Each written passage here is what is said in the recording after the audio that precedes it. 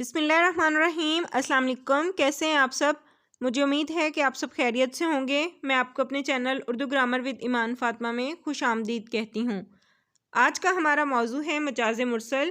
اس video میں ہم سیکھیں گے کہ مجاز مرسل کسے کہتے ہیں اور مجاز مرسل کی اقسام مثالوں کے ذریعے سے تفصیل سے جانیں گے۔ تو چلیں ویڈیو کا باقاعدہ آغاز کرتے ہیں اور سب سے پہلے جانتے ہیں کہ مجاز مرسل کسے کہتے ہیں۔ مجاز مرسل علم بیان کی تیسری شاخ ہے۔ اصطلاح میں یہ وہ لفظ ہے جو اپنے حقیقی معنوں کے بجائے مجازی معنوں میں استعمال ہو اور حقیقی اور مجازی معنوں میں تشبیہ کے علاوہ کوئی اور تعلق ہو، یعنی تشبیہ کا تعلق نہ ہو۔ اس کو ہم مثال کے ذریعے سے سمجھتے ہیں۔ مثلا خاتون آٹا گوندھ رہی ہے۔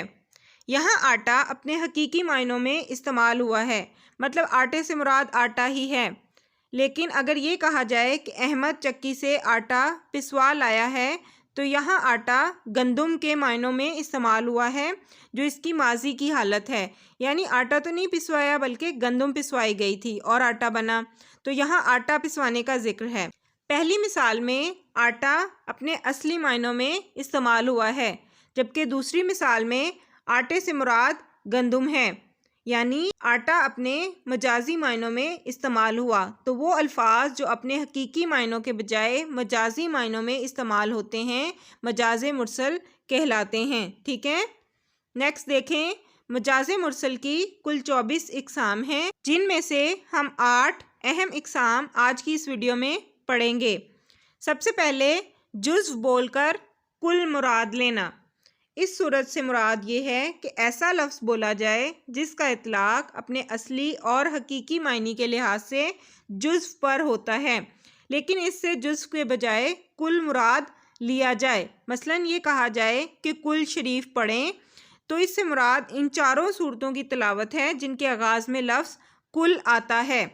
تو جزو یعنی کل کہہ کر کل مراد یعنی تمام صورتیں جن کے شروع میں کل آتا ہے مراد لی گئی ہیں، تو یہی ہے جز بول کر کل مراد لینا۔ اسے ہم مزید مثالوں کے ذریعے سے سمجھتے ہیں۔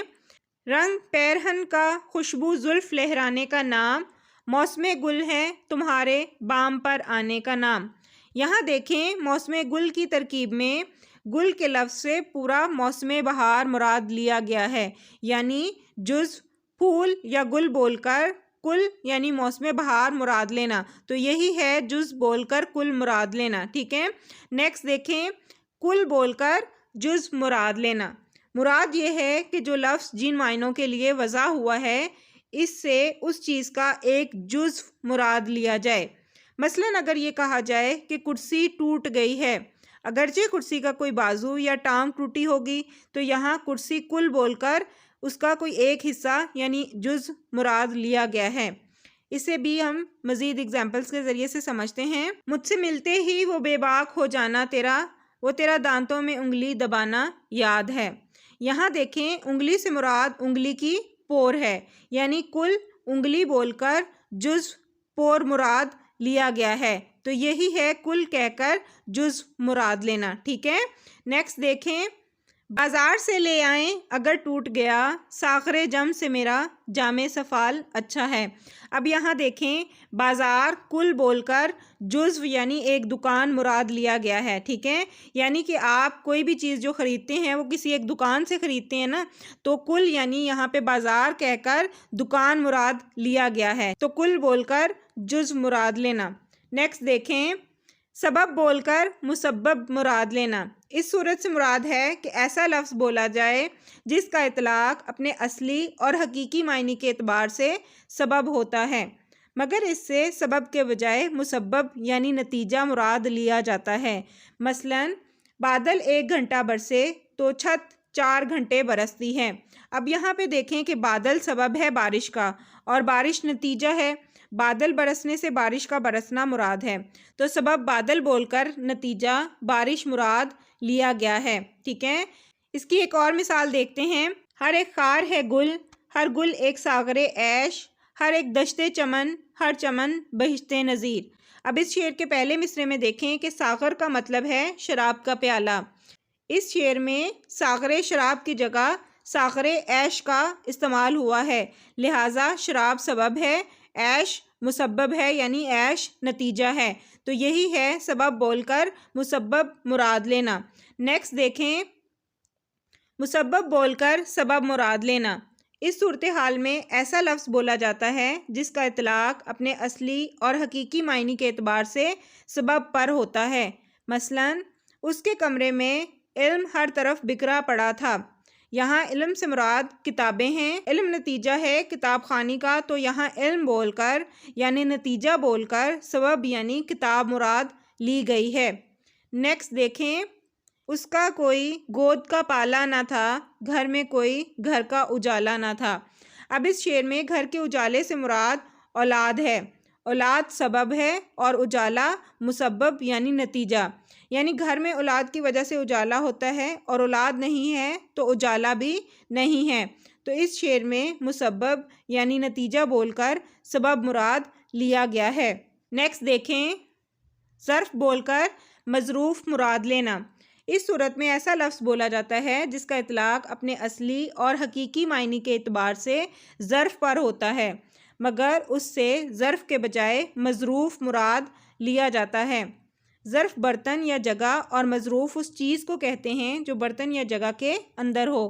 مثلا نہر جاری ہے، تو یہاں پہ نہر جو ہے وہ ظرف ہے اور نہر کے اندر ظاہر ہے پانی جاری ہے، تو پانی یہاں پہ مظروف ہے۔ اس کو بھی ہم ایک اور مثال کے ذریعے سے سمجھتے ہیں۔ اگر یہ کہا جائے کہ بوتل پیجئے، تو اس سے مراد بوتل کے اندر موجود مشروب پینا ہے، کیونکہ بوتل نہیں پی جاتی، بوتل کے اندر موجود مشروب پیا جاتا ہے۔ تو بوتل یہاں پہ ظرف بول کر مشروب مظروف مراد لیا گیا ہے۔ نیکسٹ دیکھیں، پلا ساقیہ ساغر بے نظیر، پھنسی دامن ہجرا میں بدر منیر۔ اس شعر میں ساغر کا مطلب ہے پیالہ، جو کہ ایک برتن ہے، لیکن شاعر کی مراد شراب ہے جو کہ ایک مشروب ہے، یعنی برتن کہہ کر برتن میں رکھی چیز مراد لی گئی ہے۔ تو یہاں ساغر ظرف ہے اور شراب مظروف، کیونکہ ظاہر ہے کہ شراب پی جاتی ہے نہ کہ ساغر، ٹھیک ہے۔ نیکسٹ دیکھیں، مظروف بول کر ظرف مراد لینا۔ اس صورت میں ایسا لفظ بولا جاتا ہے جس کا استعمال اپنے اصلی اور حقیقی معنوں میں مظروف پر ہوتا ہے، مگر یہاں مظروف کے بجائے ظرف مراد لیا جاتا ہے۔ مثلاً الماری سے شربت اٹھا لانا، دراصل الماری سے شربت نہیں، شربت کی بوتل لانی ہے، یعنی مظروف بول کر ظرف مراد لیا گیا ہے، یعنی برتن میں رکھی چیز بول کر برتن مراد لیا گیا ہے، اور یہاں شربت مظروف اور بوتل ظرف ہے، ٹھیک ہے۔ تو یہی ہے مظروف بول کر ظرف مراد لینا۔ نیکسٹ دیکھیں، دودھ آگ پر رکھ دیجئے۔ اب اس سے مراد دودھ کا برتن چولہے یا آگ پر رکھنا ہے، کیونکہ دودھ آگ پر نہیں بلکہ دودھ کا برتن آگ پر رکھا جاتا ہے۔ تو یہاں پہ دودھ مظروف بول کر برتن یعنی ظرف مراد لیا گیا ہے، ٹھیک ہے۔ نیکسٹ دیکھیں، کی وصیت یہ کچھ ارمان بھری کہ رات، سارے گھر کو تیرے بیمار نے سونے نہ دیا۔ یہاں پہ گھر سے مراد گھر میں رہنے والے ہیں، لہٰذا گھر یعنی مظروف بول کر ظرف یعنی گھر میں رہنے والے لوگ مراد لیا گیا ہے، ٹھیک ہے۔ نیکسٹ دیکھیں، ماضی بول کر حال مراد لینا۔ مثلاً یہ کہنا کہ پروفیسر صاحب ریٹائرمنٹ کے بعد گھر پر ہی رہتے ہیں، تو یہاں ماضی بول کر حال کی حالت بیان کی گئی ہے، کیونکہ ریٹائرمنٹ کے بعد آدمی پروفیسر نہیں رہتا، ٹھیک ہے۔ تو یہی ہے ماضی بول کر حال مراد لینا۔ نیکسٹ دیکھیں، مستقبل بول کر حال مراد لینا۔ مثلاً دوران تعلیم طب کے طالب علموں کو ڈاکٹر کہنا، اگرچہ وہ اس وقت ڈاکٹر نہیں بنے ہوتے، لیکن ان کے مستقبل کی حالت بول کر حال مراد لیا جاتا ہے۔ مجھے امید ہے کہ آپ کو مجاز مرسل اور اس کی اقسام اچھی طرح سے سمجھ میں آ گئے ہوں گے۔ اگر ویڈیو پسند آئے تو اسے لائک اور چینل کو سبسکرائب ضرور کر لیں تاکہ میرے آنے والی ہر ویڈیو آپ کو مل سکے۔ اللہ حافظ۔